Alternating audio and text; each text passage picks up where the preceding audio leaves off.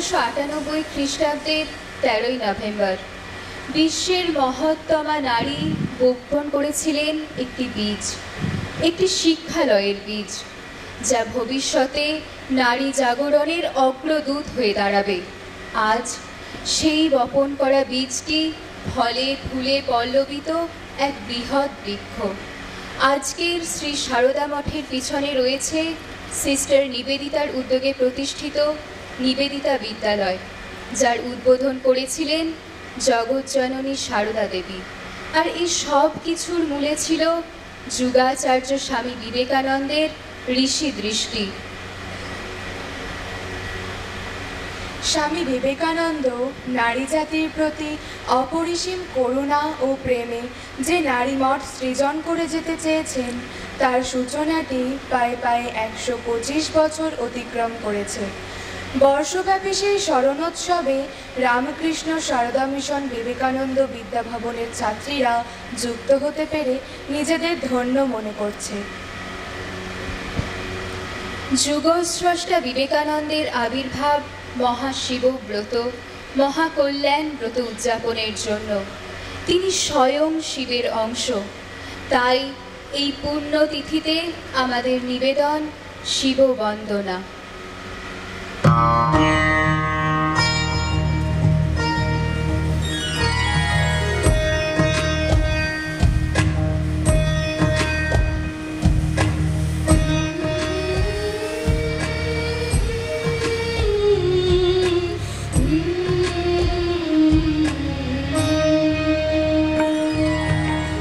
पशुपतिं धरणीपतिं भुजगलोकपतिं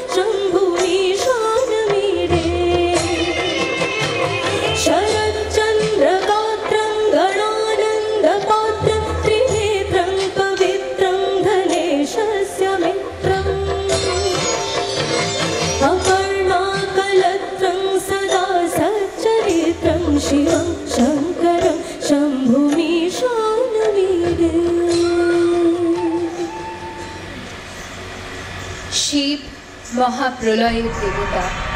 তাণ্ডব নৃত্যের বলিষ্ঠ পদাঘাতে তিনি ধ্বংস করেন সব অশুভ, প্রতিষ্ঠিত করেন শিব বা কল্যাণ। ধগৎ ধগৎ ধগৎ জ্বল ললাট পট্ট পাবকে কিশোর চন্দ্রশেখরে রতিক প্রতিক্ষণং মম। ললাটে প্রজ্বলিত ত্রিনয়নী বন্ধি ধক ধক করে জ্বলে উঠেছে। কিশোর চন্দ্র সেই ললাটে শোভা পায়। হে চন্দ্রশেখর, তোমার প্রতি আমার যেন নিয়ত অনুরক্তি থাকে।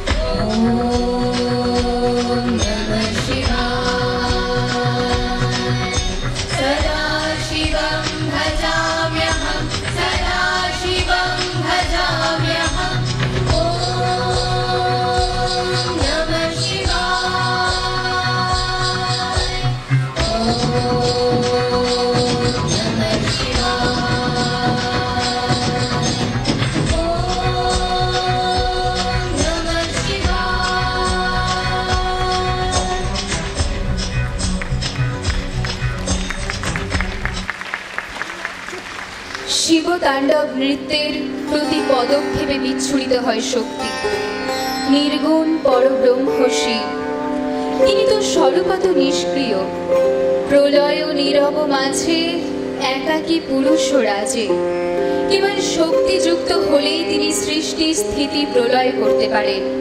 শিবতাণ্ডবের সঙ্গে অলক্ষ্যে যুক্ত হয়ে আছেন মহাশক্তি দেবী ভগবতী।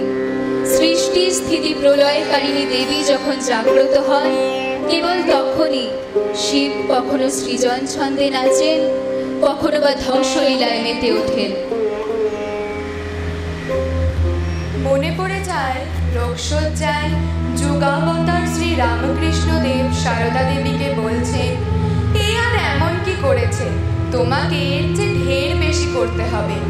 স্বামী বিবেকানন্দ বলেছেন, শক্তি বিনা জগতের উদ্ধার হয় না। মা ঠাকুর সেই মহাশক্তিকে জাগাতে এসেছেন।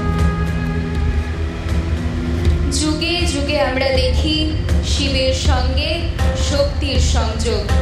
শিব এবং শক্তি একত্রে জন্ম দেয় শুভ শক্তি, যার আবাহনে জগতের পরম কল্যাণ। তাই শিবস্তুতি সম্পূর্ণ হয় তখনই যখন সেখানে শক্তি পূজা পায়। আমাদের সর্বশেষ নিবেদন পার্বতী শঙ্কর স্তোত্র।